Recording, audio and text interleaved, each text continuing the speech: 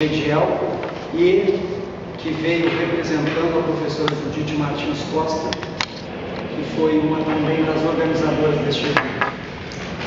Eu sou advogado, mestre em Direito Privado pela Universidade Federal do Rio Grande do Sul, tenho alguns modestos trabalhos publicados sobre contrato de agência e cessão de crédito e alguns artigos científicos publicados na Revista dos Tribunais, que é uma revista tradicional do direito brasileiro.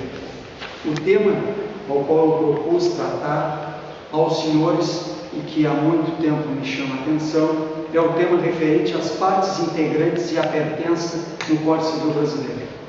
Como os senhores devem saber, ao entrar em vigor o Código Civil de 2002, houve uma modificação de muita importância dentro do capítulo 2, do livro 2 da parte geral, em comparação com o Código Civil Advogado, que era o Código de Bevilacqua, referente a constar em expresso em seus artigos 93 e 94 e, sobre a égide do artigo 92, o conceito da categoria das pertenças e das partes integrantes. Embora o professor Miguel Reale, numa conferência na Universidade Federal do Rio Grande do Sul, tenha chamado a atenção, quando da entrada em vigor desse código, que uma das grandes preocupações dele era a não interpretação desse novo código como a nova realidade imposta com a sua entrada em vigor, mas sim com os olhos voltados para o Código Civil de 16, é que faz com que a doutrina e a jurisprudência brasileira, na sua ampla maioria, salvo algumas raríssimas exceções, estejam atabalhoando-se com um trabalho sistemático dessas categorias. E por que eu fez isso? Porque o Código Civil, por maior que tenha sido o seu apego ao princípio da operatividade, ele faltou com uma ordem sistemática de maior clareza em sua disposição sobre a matéria, criando assim o que agudamente o professor Antônio Chaves chamou de hibridismo injustificável. E por que eu trago este mote como introdução ao tema de hoje? Porque ao tratar da categoria das partes integrantes e pertenças, o Código Civil, no artigo 92, conceituou: principal é o bem que existe sob si, abstrata ou concretamente.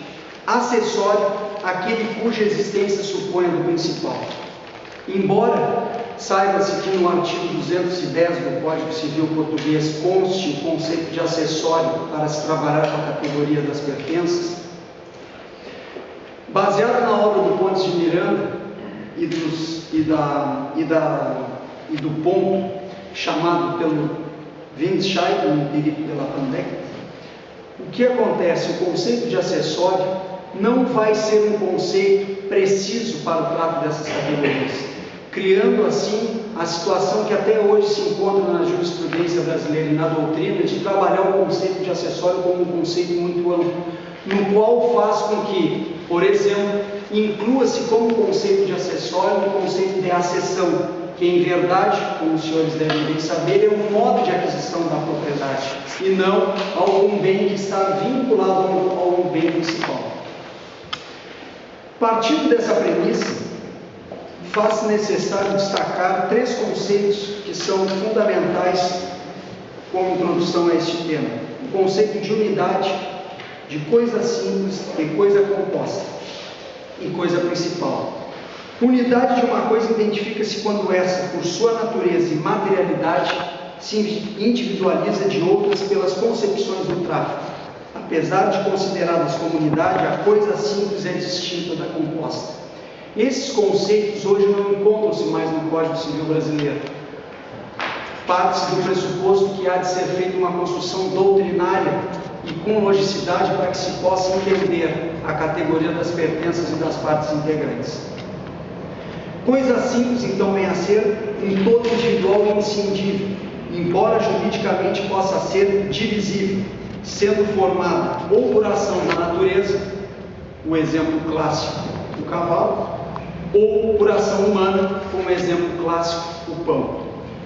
A coisa composta é formada pela junção de duas ou mais coisas simples, que, embora formem a unidade, são suscetíveis de individualização e diferenciação sem serem independentes. Um exemplo de coisa composta é a bicicleta. Nós temos pneumático, o ar, o guidão, os parafusos. São vários bens individuais, coisas simples, que ao formar esse conjunto nós temos uma coisa composta. Qual é a importância do conceito de coisa composta? E aí eu começo a dar as luzes do ponto onde vou querer adentrar para a categoria das partes integrantes. É o grau de intensidade da união entre várias coisas simples que, num conceito do tráfego, vão identificar um objeto. Mas esse objeto identificado nós vamos tê-lo formado por vários bens individuais ou coisas simples que vão lhe dar a sua característica. Desse modo, nós podemos agora entender o que seja o bem principal. O bem principal será aquele ao qual se terá toda uma situação de relação, de vinculação com outros bens, mas no qual ele será o bem que regrará toda essa relação